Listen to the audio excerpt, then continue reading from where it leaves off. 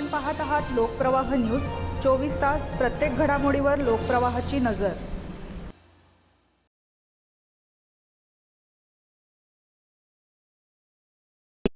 अजमेरहून नाशिककडे परतणाऱ्या भाविकांच्या कारचा भीषण अपघात, दोघांचा मृत्यू, 5 जण गंभीर जखमी।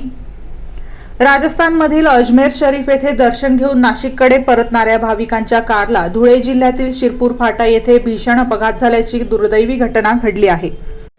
या भीषण अपघातात 2 भाविकांचा मृत्यू झाला असून 5 जण गंभीर जखमी झाले आहेत।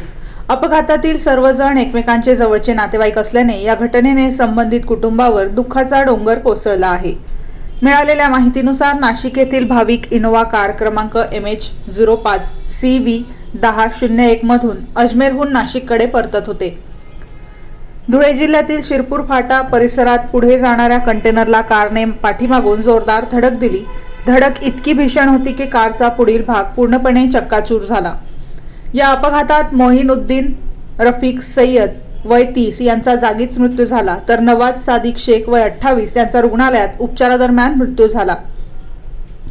अपघातात साबिर शेख वय 17, साहिल शेख वय 27, मोहसिन शेख वय 32, अयान शेख वय 22 आणि कैफ शेख वय 20 हे 5 जण गंभीर जखमी झाले असून त्यांच्यावर स्थानिक रुग्णालयात उपचार सुरू आहेत। घटनेची माहिती मिळताच शिरपूर पोलिसांनी तातडीने घटनास्थळी धाव घेत स्थानिक नागरिकांच्या मदतीने बचाव कार्य सुरू केले। जखमींना त्वरित रुग्णालयात दाखल करण्यात आले। अपघाताचे नेमके कारण अद्याप स्पष्ट झाले नसून पोलिसांकडून पुढील तपास सुरू आहे।